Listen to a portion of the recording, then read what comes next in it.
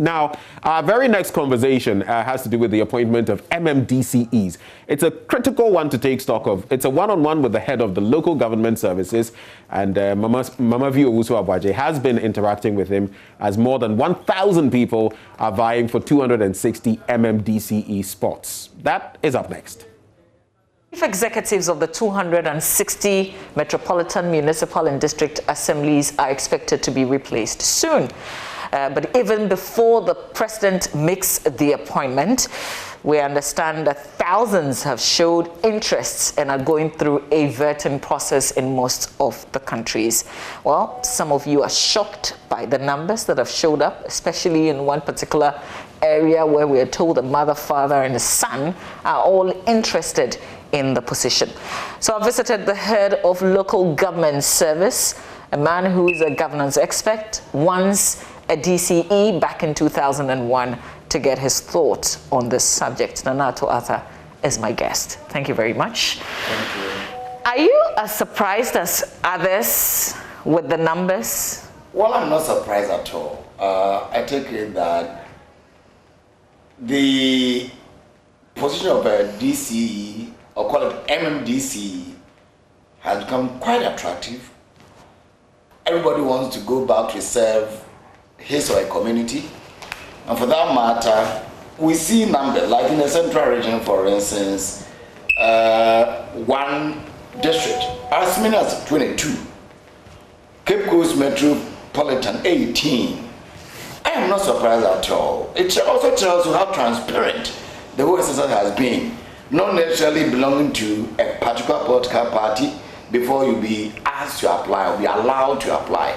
And that's the more reason why we see these numbers. And I'm happy that this time around we are doing things different from some years past. I'll give you my own example. 20 years ago, we applied, those of us who were interested, from Commander Nego Upper Brim, about 5 of us, applied through the constituency NPP executives. From there, it went to regional MPP executives.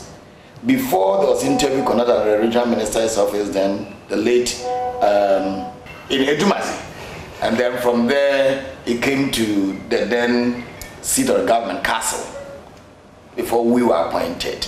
This time around, the beauty of the whole thing is that the DCE on paper is non-partisan, and the DCE represents the president. And so if there's going to be an interview, then it will not be right for a particular political party to be the one conducting the interview. That is the more reason why the regional minister is chairing the panel in all the regions. The regional minister represents the president. The DCEs will be representing the president at that level, and the DCEs work to the regional minister. That is the difference. Those is applying through a political party office. Today you are applying through the Regional Growth Council, who's chaired by the regional minister. Yeah, but does that really make a difference? Because we know that still party people will be taking or will be more favorable than ordinary persons or persons who clearly belong to other political parties. The transparency that I'm talking about. Is it not just on paper? I mean, it's beautiful when we say it that way, but deep down we know that it's party people that are going to apply for these positions. That is how governance works, because if, whether on paper or practically, if you are asked to apply to, let's say, MPP regional office in the central region, and I were an NDC person or CPP or PNC, I may not be able to apply to the MPP party office. But if it is open, that look, this time round, apply to the Regional Coordinating Council, which is not a political party office. If I were an NDC person, I will apply. Why not? And then after the interview, and all of them are being interviewed. It's not that selective, interviews are going on. So if I were from any other political party that applied, first of all, I'll have the opportunity to be interviewed before the next, stage. So I'm happy with that. I believe that the decentralization of local governance in Ghana, local government in Ghana, is improving. We've had this for over 30 years. You know, the PMDC law 207 in 1988 brought about the current decentralization of local government structure, the form that we're practicing today. Over 30 years. And so we are growing. I'm happy that we are where we are. But of course, I'm looking forward to a day where at the local level, it will be analogous to what we see at the national level, so that if we are electing president, MPs at national level, we should also be able to elect at the local level. Let's go back to the process again. So these persons, and in the Ashanti region alone, I think we're hitting almost 300 persons who are vying for this. It's possible. There are 43 MMDCEs in the Ashanti region. So if you are going to about even 200, that means on the average 5. So I think it is fair. But in the end, they will be shortlisted. Yes, I'm aware that 3 or 4 maximum will be shortlisted to a national level, and there would again be another vetting chaired by the Honorable Minister for Local Government, Decentralization and Rural Development, Honorable Dambuchi, before recommendations will be forwarded to the President for the appointment. But the President is not bound to pick from that list. No. So why are we wasting our time going through this whole? We're wasting our time. We are looking for the best.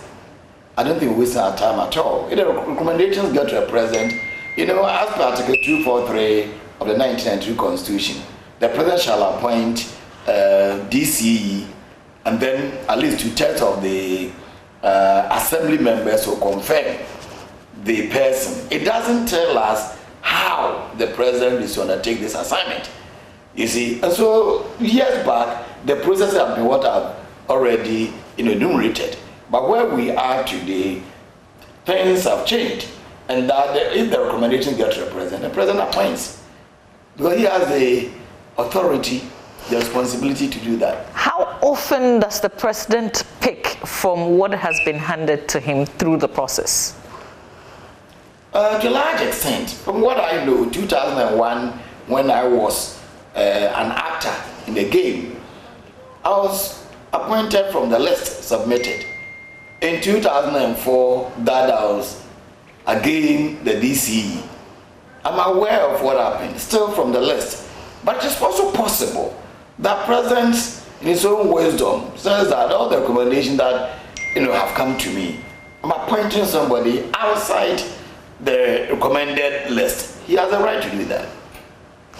Because the recommendations, I would say, by way of advice. And if you advise the President thinks that I've seen Mama V somewhere, and I think she has all the capabilities to, represent me in commended Negua Fabrim Municipal Assembly. Why not? But isn't it costing the Regional Coordinating Council right now in undertaking this whole exercise of vetting and making recommendations? There's definitely a cost to this. Time, money, definitely. But how do we get there when we don't go through this process? The President is in Accra. If we don't go through these processes involving the regional ministers, how can a President appoint somebody from, let's say, Dafiamabusie Isa in Upper West, Sola Tunakawa in Savannah, Lambusie in Upper West, KE? How can President sit? But in the end, he's not bound to necessarily select from the list that will be given him. As I said, as far as I know, many a time, almost all, even if 99%, it means that then the process is necessary. If we go through this process and President appoints even 99.5% from the list and 0.5% for a second from outside the list, that means that the exercise is useful. The NPP seem worried about the numbers. Yes, NPP as a party. And so they're going around trying to ensure that the candidates or the aspirants are committed to the cause of the party, particularly the 2024 agenda, so that there isn't disunity after this exercise. Because obviously, if party people want to occupy the position and in the end one person gets it, lots of people would have failed and they will be unhappy. I'm asking what has happened previously. What do you know has happened previously? Reason why the party is up quite early to ensure that the aspirants are committed to unity afterwards. I think I'm happy that the party has taken this stand, that the party wouldn't wait until the appointments have come out and then perhaps even going to affect the confirmations and thereafter. I know about this in 2001. We were 5. When I was appointed, some of the members, some of the competitors were aggrieved, and that it affected my confirmation. The first round, that was on the 10th of May 2001, I didn't get to test. The minister then, Honorable Dumazi, had to call all the 5 and then trying to call it bridging the gap. And then on the 16th of May, that's about 10 days after, I got the nod. It is good that the party has started this way, trying to talk to all the actors. Now look, we are one family. 10 of you have applied.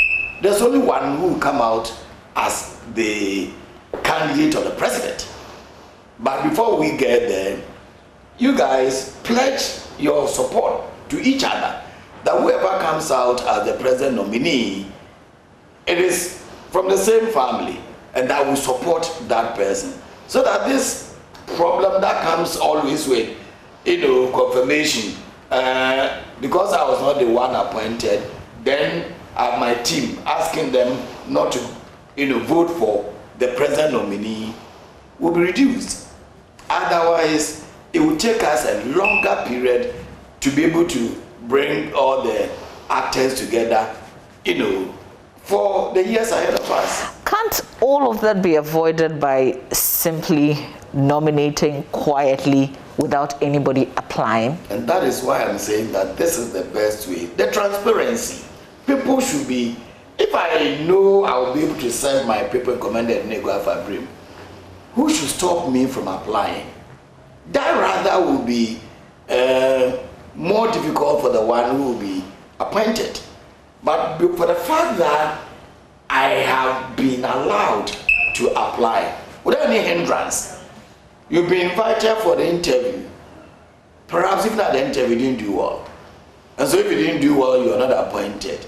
How would you now turn around to complain? You are given all the opportunity. It was not anything, behind closed doors. Everything was open. You applied. You were invited for interview. So the probability of you getting appointed is there. Except that perhaps during the interview, you had others who perhaps might have convinced the panel, and that the recommendation that got to the president suggests that this is the right caliber of person to represent you, the president, in the MMDAs. Is it because of joblessness? Is it because the position is that powerful and so people want to be chief executives? Of course, the chief executive position is very powerful. When you are in the MMDA, wherever you are representing the president in that municipality or that district or that metropolitan assembly. And of course, if you have 260 MMDAs and I happen to one of the 260 represent the president, then of course, first of all, it's an honor. 2, you are very powerful. You are the political administrative head of the municipality or the district. But most of these districts have very few resources. I mean, I've heard people who were appointed, whose tenure essentially would be ending, but who have disclosed that they were shocked after the reality hits them. Yeah, but they realized that there was a lot more work. I mean, they had to move forward and gather resources for the districts. Of course, you are the chief executive. Who is the chief executive? Your duty to make sure that you think outside the box. You thought that when you were going to the municipality, everything will be there. Even the president become the president knows very well that it will not be easy. You need to work hard, and that's the more reason why you are called the chief executive. And so, are you saying that those who say they are shocked and that kind of thing, they didn't reapply? They did. I've not heard of any chief executive who didn't reapply. I've not heard of that. It is for me, if I am one of the 260 in Ghana with a population of 30 million, it's an honor. And you are not representing any other person than the president of the nation. If somebody says he went there and it's a small area, like referring to a small district, look, if you go to some of our communities with a population of less than 500, chieftaincy, you see people fighting before that person becomes a chief of that area, a population of 500, let alone a district. You don't have any district in Ghana with a population of less than, let's say, 10,000. And if I'm the one representing the president in this area with a population of at least 10,000, then of course it is a big thing, very big for me, for my family, the school that I attended, the church, and everything. And that is the more reason why you see a lot of people clamoring for the position. Just by way of education, when will this process come to an end? I wouldn't know. All that I'm aware of is that in so many regions, except the Ashanti region, the initial vetting is done. And I believe after that, the short list will come to the Minister for Local Government and perhaps Jubilee House, and now we get to know the next steps. How do you know when the whole exercise is going to end? Because even after appointment, that will not be the end of the exercise. Now comes the confirmation. That is where assembly members' job. The two-thirds. The two-thirds. Getting the two-thirds, at least two-thirds of the assembly members meeting and voting. That is different from that of the presiding member. That's two-thirds of the entire house. So getting the two-thirds meeting and voting isn't easy. That is also another step. And that's a hurdle to cross.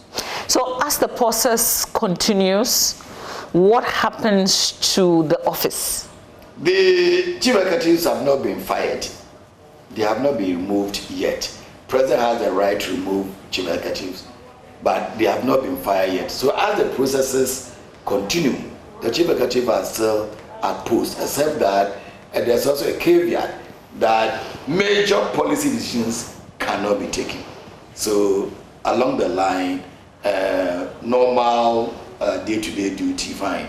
But let's say big-time contracts and other things, you cannot do that until further notice. But if you are still in the race, why don't you just step aside? No. You are still in the race. Why do you have to step aside? You are going through the process. When it comes that you have been reappointed, then fine. If not, then step aside. Okay. Well, thank you very much for your time. Thank you very much. Except that nobody's applying for your position. Well, I am not in an executive position. This is a public office, head of local government service.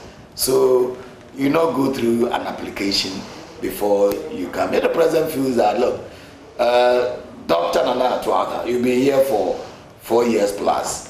I want you to move on to another place. It is, right to do that. And there's not a place opened for applications to become a head of local government service, not like that. I would have applied. You would have done that. That would be wonderful. Thank you, sir. Thank you very much.